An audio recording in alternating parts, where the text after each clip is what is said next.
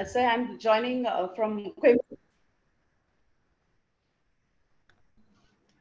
Ma'am, you're joining us Yes, sir, I'm joining from where? Which city? Coimbatore. Lovely, lovely, lovely. Great. Uh, we'll begin, ma'am, if it's okay. Yes, sir, we'll begin, sir. Great. Um, Good evening. A warm welcome to all those who are joining us today on this edition of Amrita Cafe.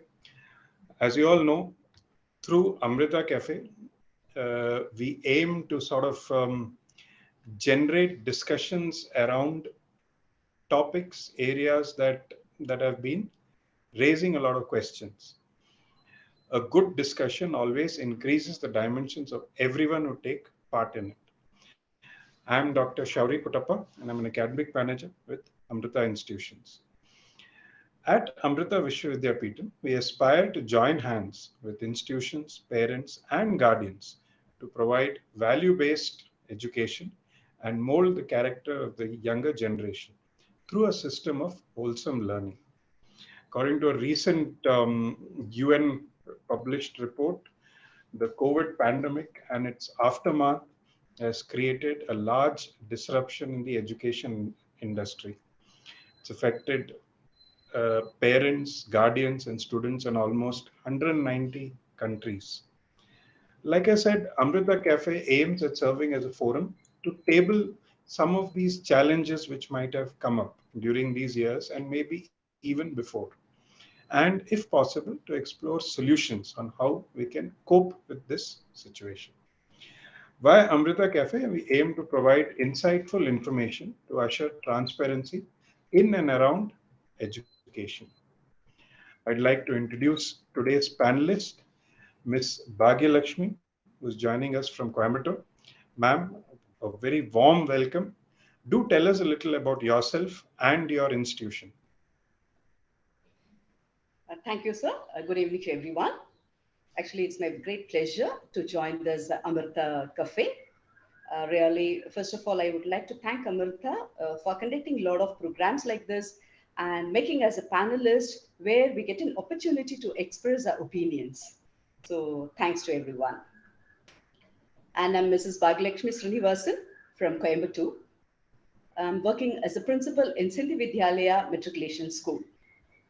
To start my journey, I've joined in a boarding school some 25 years back that is known as Sachidananda Jyoti Niketan, which is located under the foothills of Nilgiris as an English teacher. And from there, my journey started, and I was working as a French teacher for quite some time. Then my student has started a school. I've become a principal of the school. Then nearly for a few years, I'm working as a principal. And in some of the reputed schools, well-established schools, I'm working as a principal. Right now, I'm in Sindhi Vidyalaya Matriculation School, which is located at Velandi Palayam. And to talk about Sindhi Vidyalaya, it is entirely different. We know well, all of us, that schools are mushrooming in each and every corner. And if you see this Sindhi Vidyalaya, definitely I would say it caters to the need of the people, those who are really underprivileged. And happy to say you that the school is sponsoring so many children and so many of them. It's a 30-year-old school, and so many children have become. They have, I would say that they have become great personalities after being in the school because of the discipline and the academic guidance which has been given to them by the teachers.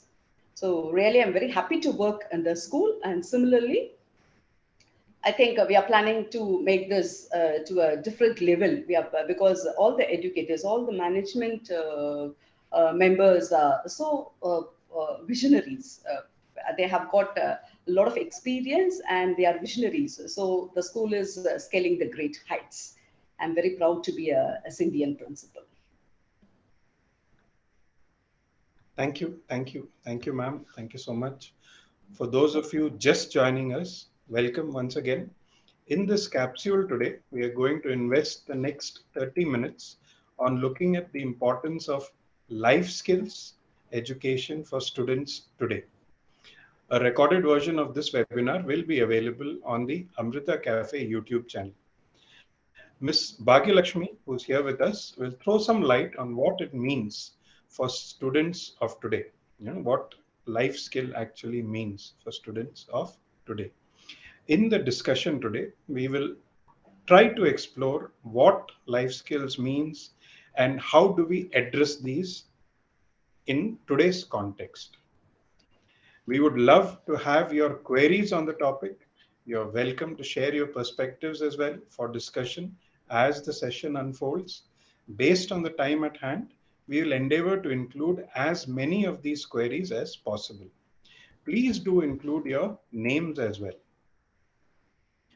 Ma'am, getting right into it, then I'd like you to, begin by, elaborating on what life skill actually means. Yes. How would you elaborate on life skills? Yes, it's a fantastic question.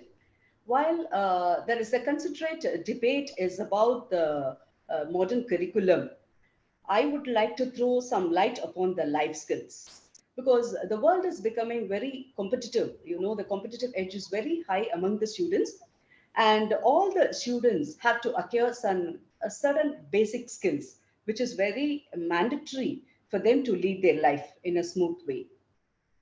So normally I'll talk about beyond books.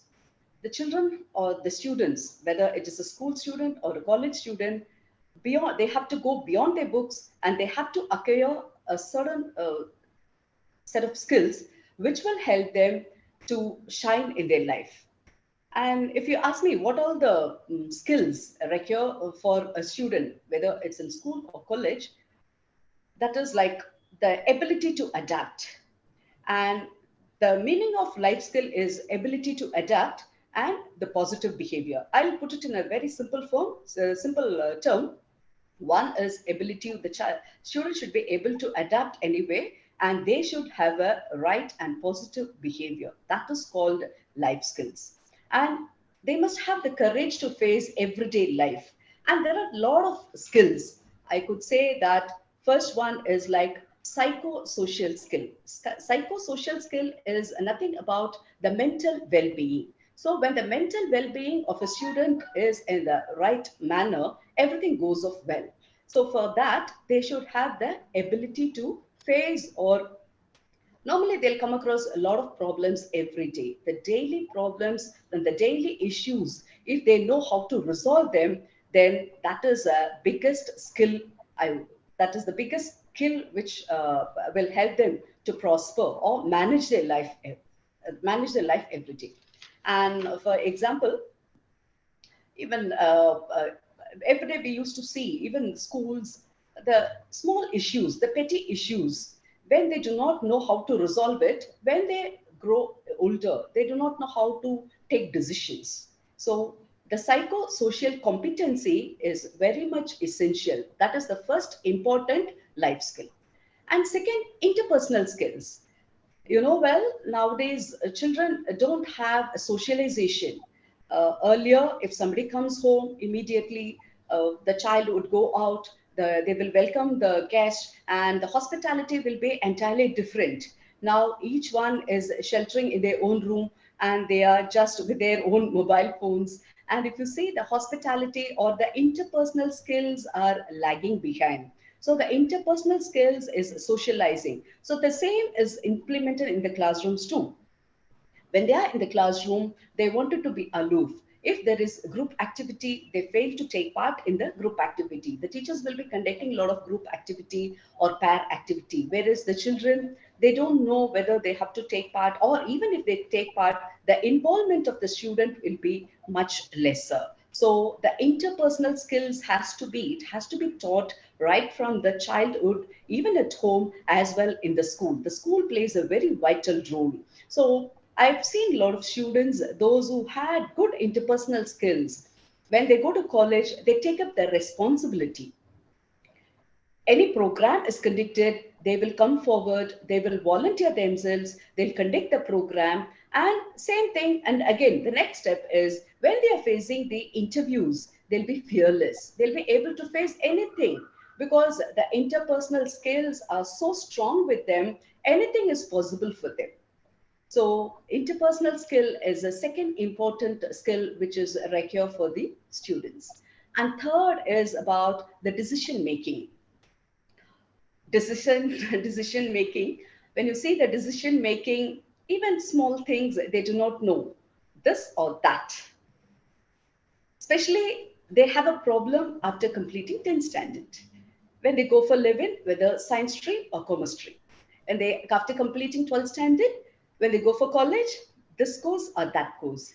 Either they'll choose by peer pressure or because of the recommendation of the parents, or just someone would have said they will join the course, and finally their passion will be different and the course which they have taken is different, and they will finally land up in some other job.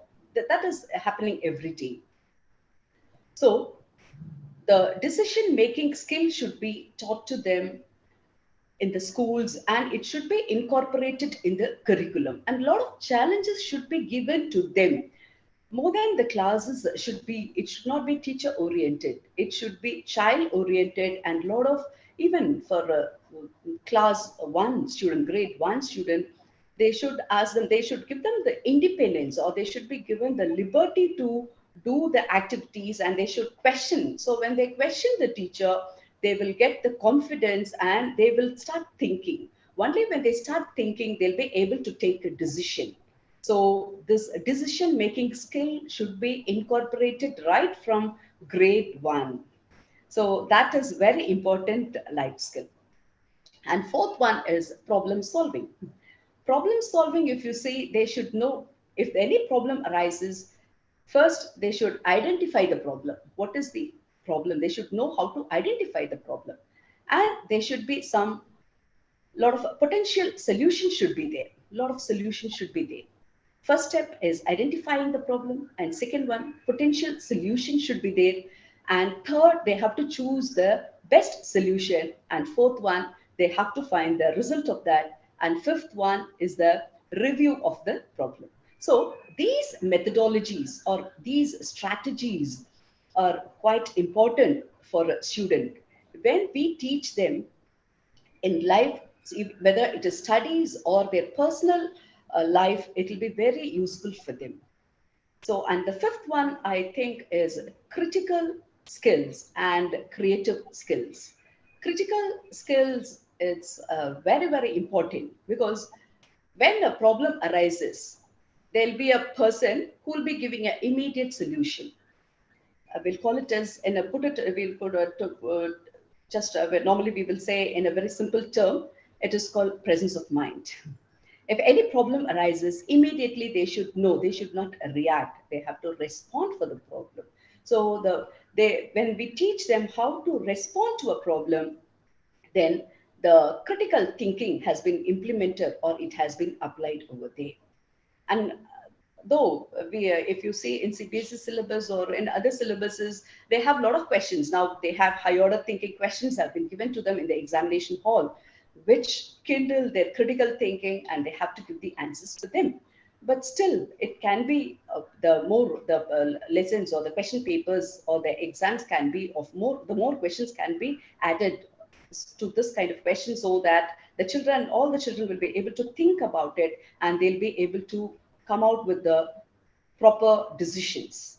And creativity, like when critical thinking is there, definitely creativity will be there. Critical thinking and creativity combined together, so the children will have the creative mind. So rather than, for example, just I would like to give you a small example.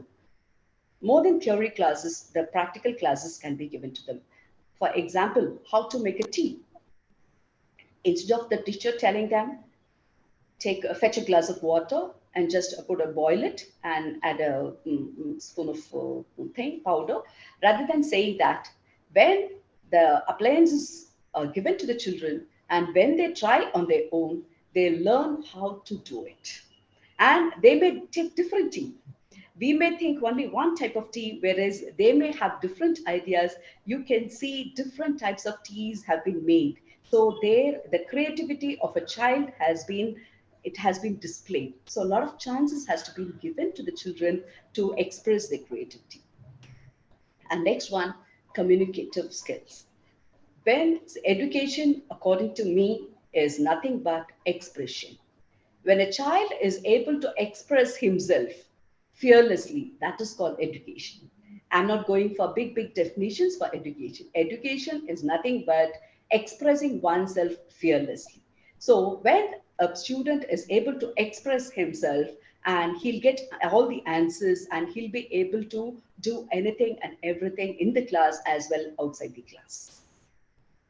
And they should know how to build a healthy relationship with everyone, with the teachers and with the parent and with the peers and with the entire environment, either in the school or outside. A healthy relationship should be maintained. Every day we used to come across certain children, they'll be a little short tempered, they cannot get along with each other. So this kind of, say, more than maybe they'll be so good at academics, but apart from academics, these skills only will help them to lead their life. So even for example, I have seen a student, he is extremely good at academics, but he is very short tempered, and he'll pick up a quarrel with everyone, always squabbling with others. So in the bargain, he is not getting any help, or he is not maintaining a good relationship, or he is not maintaining any healthy relationship with his peers. When he enters the college, the same thing will continue. And when he enters the job too, he cannot mingle with his colleagues. So when he cannot adjust with his colleagues, naturally he has to quit the job, and he'll become jobless. Though his academic performance is highly good, though his all other qualities are extremely good, when he do not know how to maintain a healthy relationship with his peers and with his teachers and with the people who are around him, really it matters a lot for them to maintain a good relationship with everyone. That has to be taught in the school. And empathizing, and sympathy and empathy, it has got two different meaning. Sympathy is feeling pity for the others. Normally that we could see every day. Everybody will feel, if for example, if we come across any, or if we happen to see a person with any beggar or anyone on the road, we'll have the sympathy. But empathizing is putting yourself in the shoes of the others. So this is very important skill, and that has to be learned, because in this current scenario, even very recently I have read in the newspaper, when somebody met with an accident, immediately everybody is going with the mobile and they're taking the photograph. So, so rather than going like this has to be taught to the children, that you have to go and help them. You should not take a photograph, or you should not take a video. You have to help them immediately. So that is known as, you have to put yourself in the place of the others, and you have to help them. So there's a beautiful saying in English: the word, the lips that praise more, the hands that helps are holier than the lips that pray. So similarly, the children should learn to help others. So I feel these are the, and leadership skill. Finally, leadership skill is very essential. So when they have all the skills, naturally they'll have the leadership skill. And leadership skill is nothing but just leading the team. It's not authoritarian leadership. They should know how to get along with the team, and taking the team along with them, and they must have a vision, and they have to go for the success. So these are the very important skills, life skills, which has to be learned in the school curriculum, as I said in the beginning, beyond books. Thank you, ma'am. I'd like to acknowledge one of our guests and thank them, Miss Shashi Rekha Mitra from Indus Valley Public School, Lucknow. Miss Shashi Rekha Mitra is joining us from Lucknow, and she's been sharing a few points, I think, which we've already covered: critical thinking, problem solving, analytical skills, decision making skills. Thank you, ma'am. Just wanted to acknowledge your message, Miss Mitra. Thank you so much for joining us. Ma'am, I think we got a very nice broad view of life skills and in some way the benefits as well. Uh, I just got thinking, ma'am, how are life skills, how were life skills different 40 years ago when we were, you know, growing up? Do you really see a difference, or would you say the, you know, the life skills at core are the same? It's just the environment that's changed. Yeah. Because if I may add a sentence, you know, if I may lay down the context, uh, in discussions that we've had around, you know, around our circles, most of the time we see that life skills, you know, the common perspective that we're getting is that life skills generally are the same across years, across generations. It is just the environmental context that sort of, you know, may be different. Your thoughts, ma'am. Your thoughts. Yeah. So it's really a very nice question, because 40 years ago, uh, I remember these qualities were a bit higher. We had life skills, but now, earlier, we were not giving much importance for curriculum. We were giving importance for values.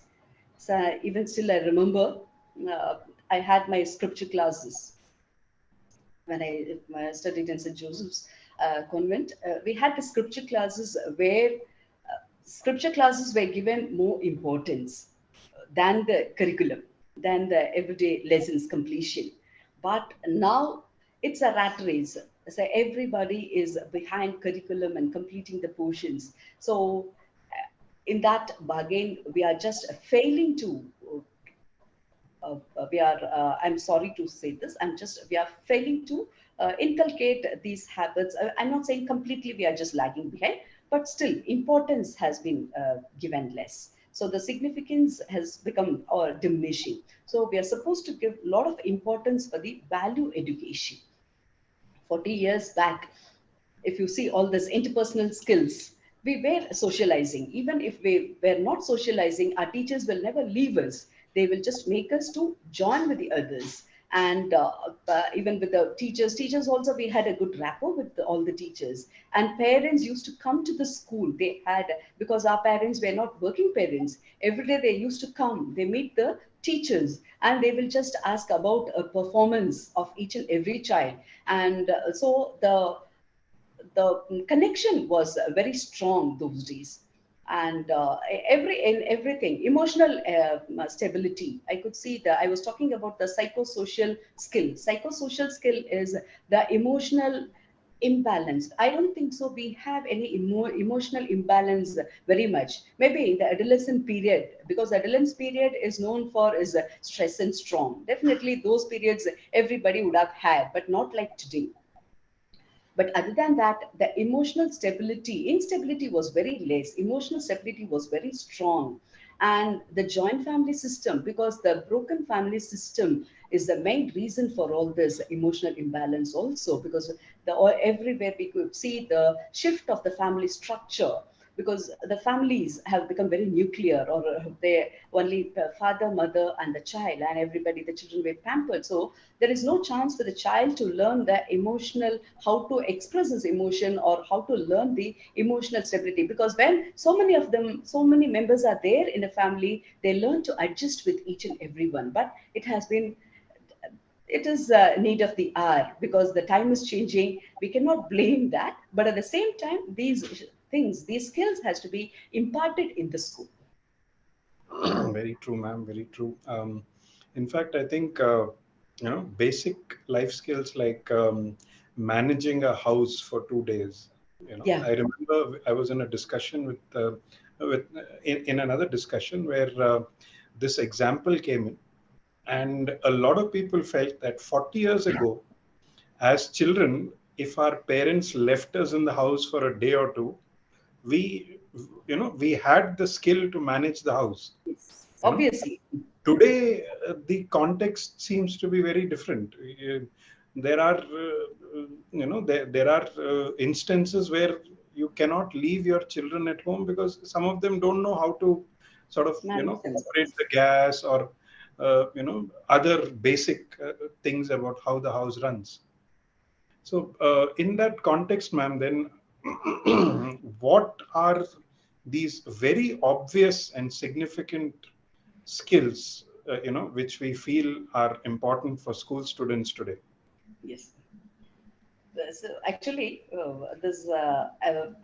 when I was working in the school, previous school, our management, I told you, the management was they are very broad-minded, and even one of the members, he was talking to us, and he was saying like, we have to teach the children the basic skills like how to put up the light. If there is any problem arises, they do not know how to put up a light, and even simple things. We used to call that occasional skills. Occasional study it was a part of a curriculum earlier. I'm not very sure whether we have that now.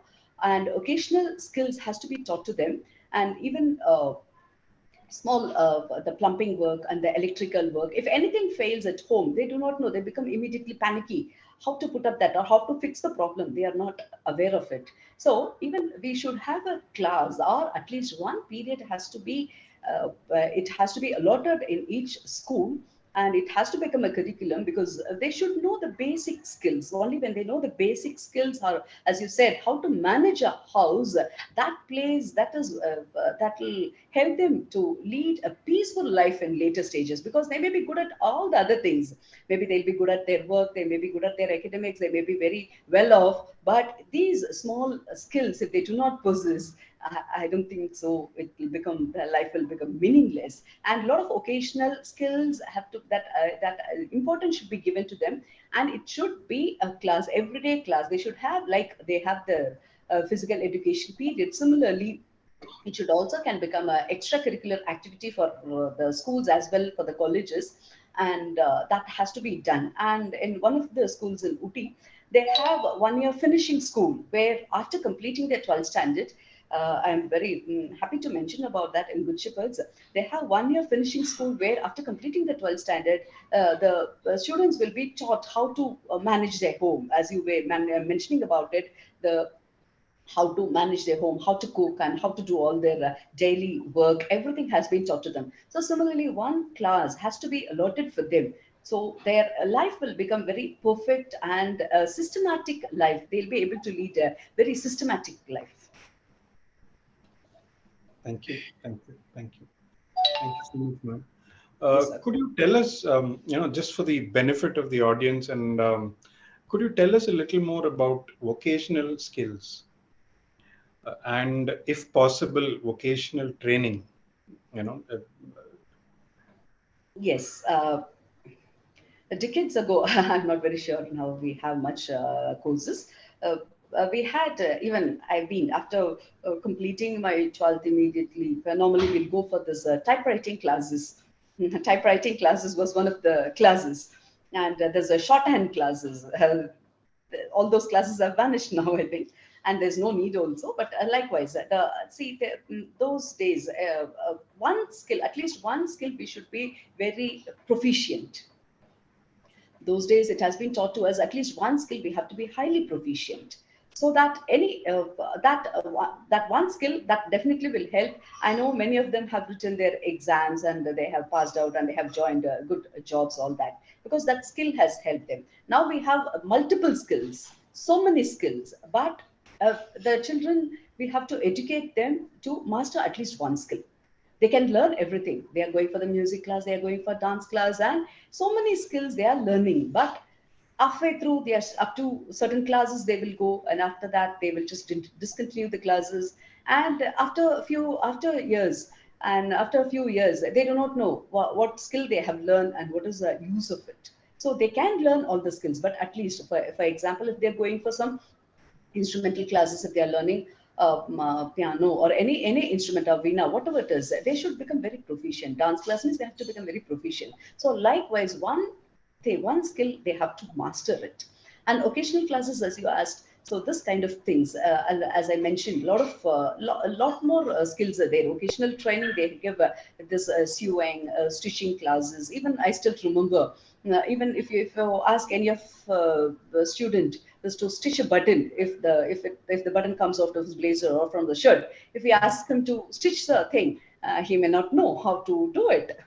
So, but in our period, I would say, just they were the basic stitching they were teaching us, and many of them have mastered that. Even some of the boys, I still remember how they were doing all that. Not even girls and boys, both of them have become mastered the thing. They know how to stitch it and how to fix it up. So these those it's a very small thing. Small things makes perfection. Perfection is not a small thing, but small things make a lot of perfection.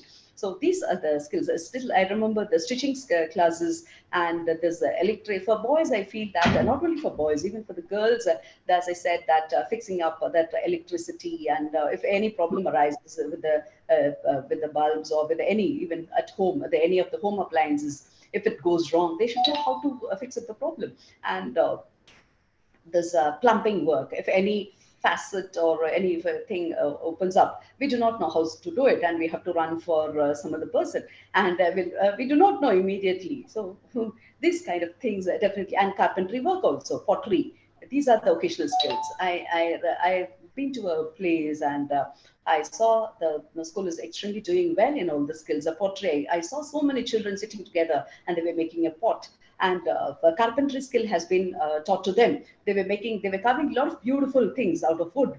So these skills are very, very essential, though, and moreover, their involvement uh, will be much appreciable, because you can see the difference in the classroom when they have their books, and I'm not against the books, but when they have the books and the other things, and more than that, their interest will be there. So both has to be, I mean, it has to go hand in hand. When we are teaching this, it has to be practically, they have to gain knowledge about it. So both has to go hand in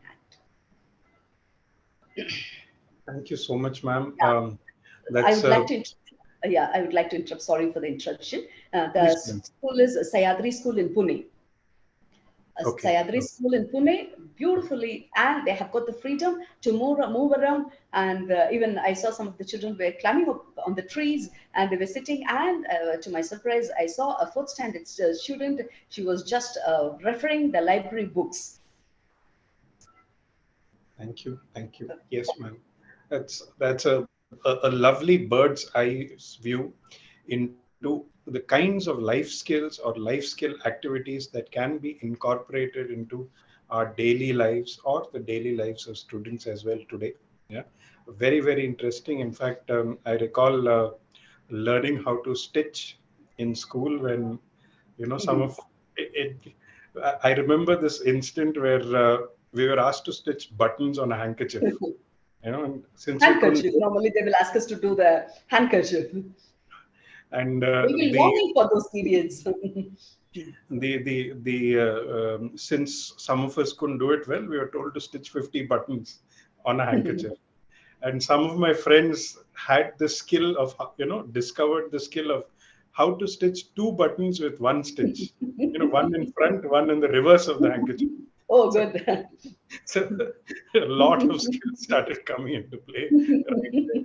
No, it will be so funny, because the learning, and they'll do with a lot of interest. So, which brings me to this this aspect of critical thinking, which we were talking about some time back. It's becoming it's becoming a buzzword. Yeah. It's picking up a lot of momentum nowadays. Yes. Could you tell us a little more about it? Yeah. Now, critical thinking, I just start with a small example. Uh, mm, uh, if any issue happens, they should know how to solve it. That's all. Critical thinking is nothing but how to, what kind of solution they take for the issue. That is the critical thinking. Even when there was about to, a small fire. It has happened in a nearby place. There was a short circuit, and there was a small the I mean, I would call that electricity disrupt was about to happen. But a small boy, and immediately he noted down, and he just called uh, the he immediately called the security and informed the person. And because of him, a big damage has been stopped. So the way they react, he did not get panicky, or he did not scream, or he did not run away that moment. He's just some 11 or 12 years old boy. Immediately, he just stood there and looked at the problem. He just thought for a while and reported to the security, and a big damage has been stopped. Otherwise, so many of them would have been electrocuted and something would have happened. But the mishappening has been stopped by his presence of mind. So we have to teach the children any situation, they should not get panicky. They should know how to respond, not react to the problem. True, true, true.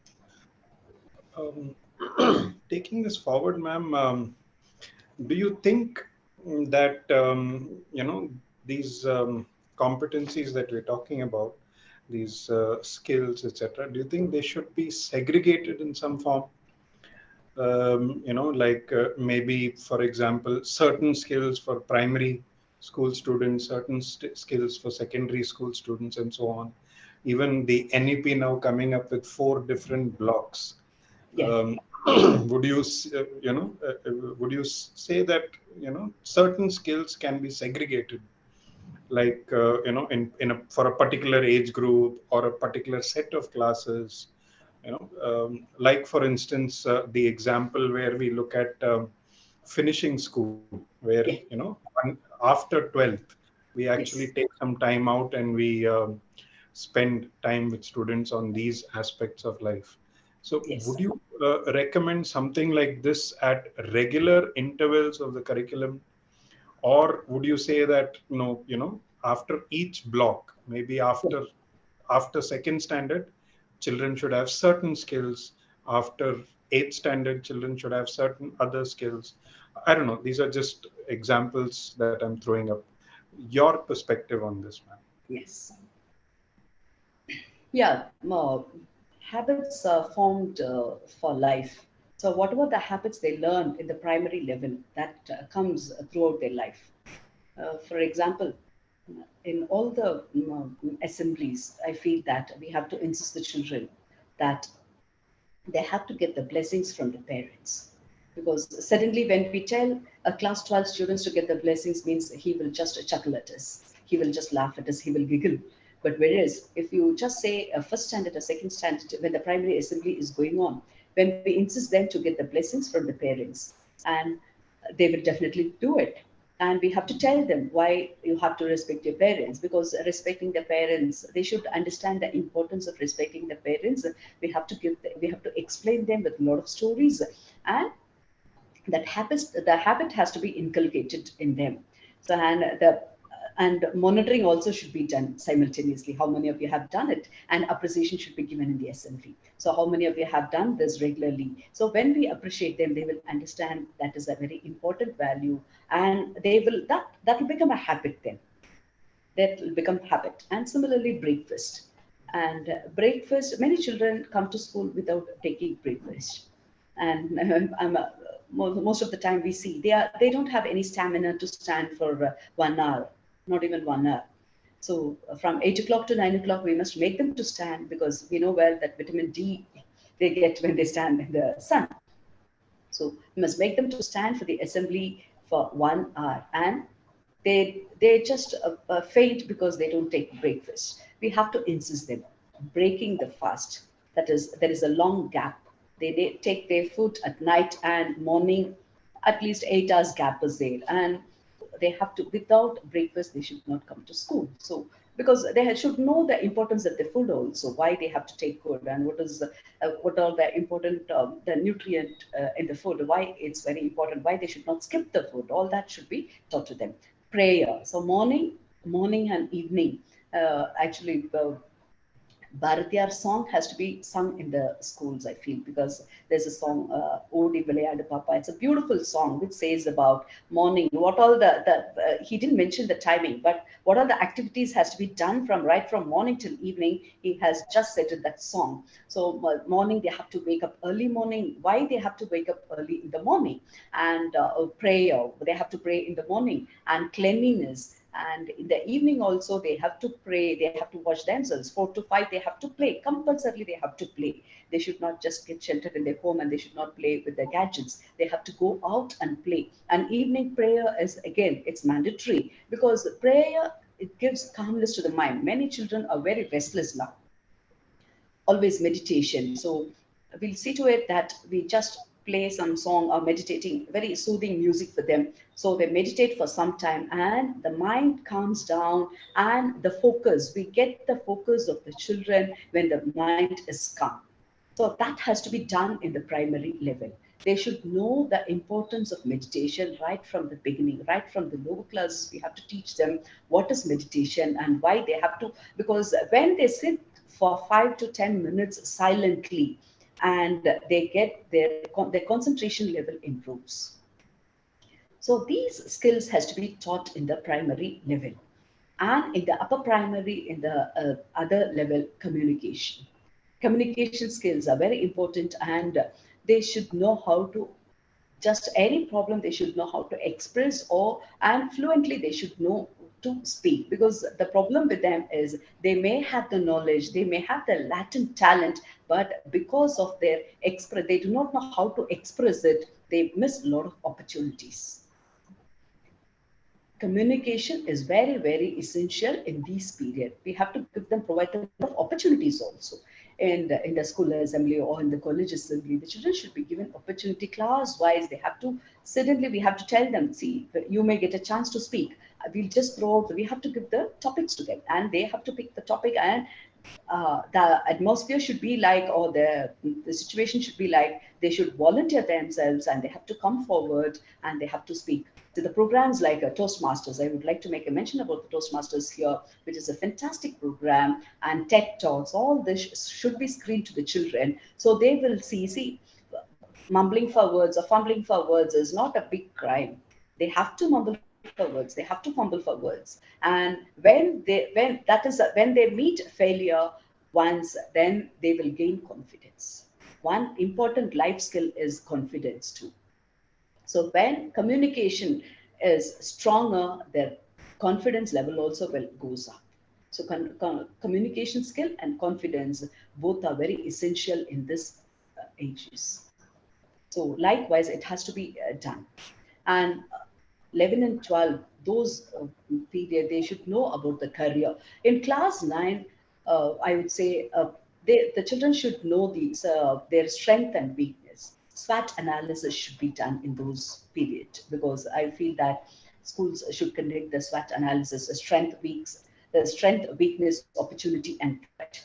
So when the SWOT analysis is done, the insight program has been done, they should know in which subject they are stronger and which subject they are weaker, and what are their own in the characteristics, what are the things they have to improve. For sometimes, for a boy or girl, maybe a little short tempered, if the boy or a girl is short tempered, they will understand, yes, I am short tempered, I have to correct myself. Anger, they should know how to control my anger. So that technique they have to learn. So when they learn this insight, when the insight program has been conducted and when the SWOT analysis has been done, they'll be able to diagnose their own strength and weakness. So when a child knows his own strength and weakness, they know which career to choose. So then choosing the career or choosing the courses will not be a problem at all. Maybe when a child has got good analytical skills, when reasoning power, definitely they know that they have to do for this. They know which course they have to choose. So the problem now is they have no idea which course to choose, whether I have to go for science, or whether if I have science stream or commerce stream, or whether I have to choose this course or that course. So a lot of confusions they have, because it's like they do not know, they have boarded the flight, but they do not know what is the destination. First, before boarding, they should know which is the destination. True, They very should true. know the destination, then they have to board the flight. After boarding the flight, they should not visit the destination. So when they learn all these skills, especially this SWOT analysis should be done everywhere. Right from, I would say, from the age of 12, after that, the SWOT analysis. Everyone should know that what is their strength and what is the weakness. And self introspection also should be done by the students every day or every week. They should do the self analysis or self introspection. They have to do, and they should know where they are, what they are doing, how much time they are spending. Uh, Useful, how much time they are spending very usefully, how much time they are wasting. Every analysis they have to do on their own.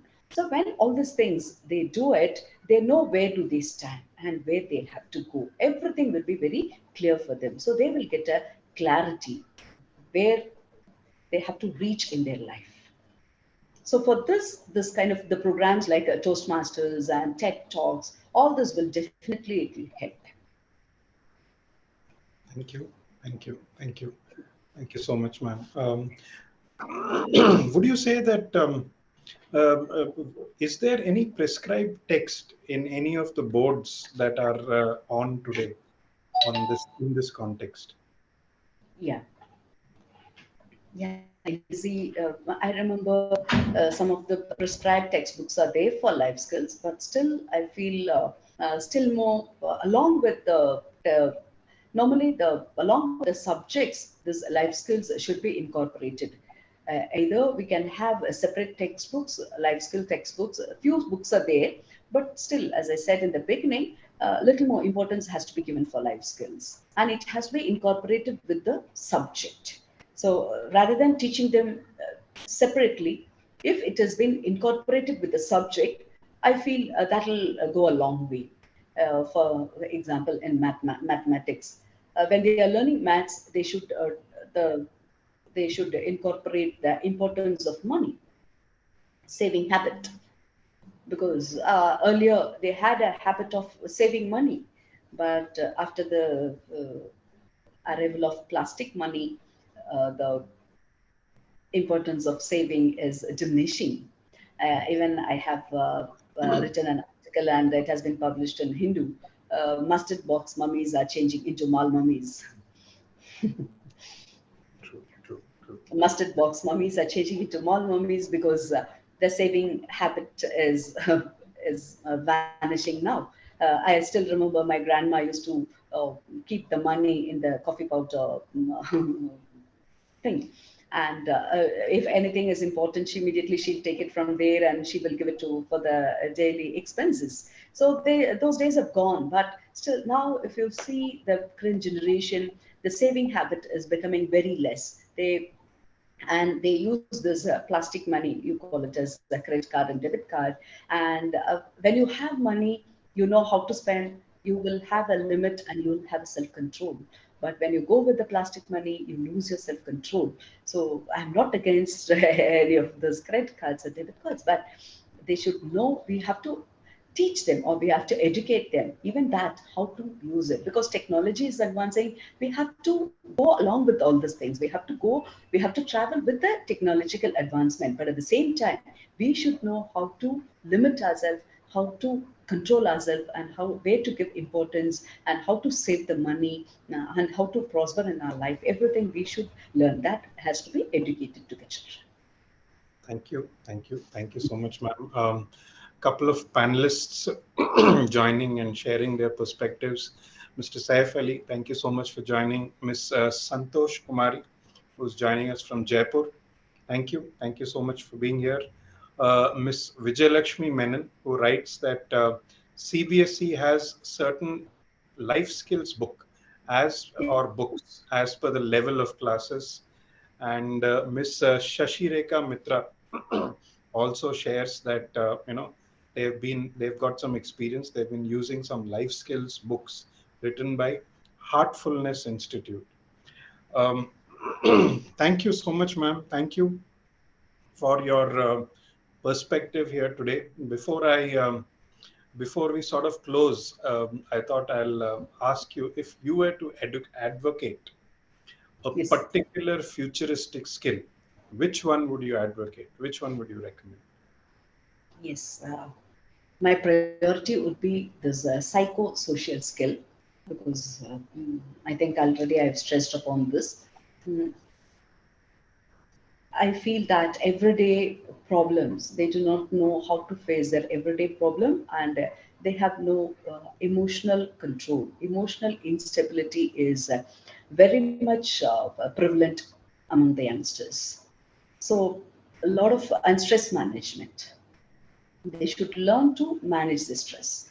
I know in some of the companies, even they conduct before the interview, stress management interviews are conducted, but that has to be taught to them from the lower classes because they have to manage multiple things. So when they learn to manage organizing skills, when they do not have organizing skills, that leads to a lot of stress. So they must learn. Here, I would like to make an mention about this Sainik school, the discipline. So, so when we certain things we have to be very much disciplined. The self discipline is very essential. So when they have self discipline, they will have a very good organizing skill. This organizing skill will help them to manage their stress because they will not have much stress when they know how to organize themselves in a proper manner. So this skill, emotional instability, because where we come across even for small petty issues, they end up their life and all that. New in many news and newspapers we come across the things. The children, they don't know how to face the failures. So we have to teach them to face the failures. We have to be little, we have to have some hard and fast rules for them because so much of pampering is leading them to take very unpleasant decisions in their life. So to avoid that emotional stability, I feel that psychosocial, interpersonal skills and emotional stability is very, very important for their life. So that has to be given priority. In future, life is going to be a little more, it's going to be faster and it's going to be very stressful. We have to learn to manage the stress. So they should know how to manage stress and how to be emotionally balanced. They should know how to enjoy their life. Enjoying life, everyone is very much stressed now, but they fail to enjoy their life. Stress is a part of our life. We must learn to accept it. When we think it is a stress, it is a stress. But when we learn to enjoy the stress, it becomes a thing. So we have to teach them how to manage multiple things, multiple skills they have to develop, like how they are developing the multiple skills. They should learn to juggle with everything and they have to develop multiple skills and without affecting their emotional instability. They should be emotionally very stable. And anything comes, they should know how to handle them. So without any disturbances, without any perturbed mind. If they manage the things, I think that is the greatest skills, and definitely they'll be successful in their life. Thank you. Thank you. Thank you so much, ma'am. A real pleasure having you here for this discussion. Um, Dear panelists, as I mentioned earlier, Amrita Cafe aims at serving as a forum to table challenges and explore solutions to cope with the current education scenario. Please do write to us at Amrita. Contact details will be made available along with this video. We would love to hear from you on areas that may be included in forthcoming sessions of Amrita Cafe, where we aim to provide insightful information to usher transparency in and around education. I'd like to close this forum by thanking all of you for your presence and your views, which will be compiled. Ms. So Bhagya. once again, I would like to interrupt. Yes, sorry for the interruption. Yes. If regarding life skill, there's a lot of journals that have been published by many authors, and it's available in the net, and they can go through it, and it can be implemented in schools as well as in colleges. Thank you. Thank you. I was just going to invite you, ma'am, Ms. Bhagyalakshmi, for, Yeah, one, I would like to thank you for being thank you so with us here today. And I was going to invite you for any concluding thoughts which you might have. Yes, very, very, very strong this thing. There's a lot of information available online as well as offline. There's a lot of content available at the Amrita Vishwavidyapeetham Learning Resource Center as well. Some of it online for teachers, principals who are registered online with us. I'm sure you're already aware. There's a separate section which for the teacher for the educationalist access. There's a separate section which contains a lot of material, a lot of information on this as well. I cannot close without thanking the rest of the group that makes Amrita Cafe possible. Miss Bhagyalakshmi, you've already been interacting with some of the people who are behind Amrita Cafe. I would also like to mention Miss Parvati, who has made things as seamless as possible this evening. Ma'am, thank you so much for your time. Thank you for being here. Thank you once again. Do have a good evening. Thank you so much. Really I thank from the bottom of my heart to the entire team and for conducting such a wonderful program. Thank you so much. Thank you, everyone. Thank you, ma'am. Good evening.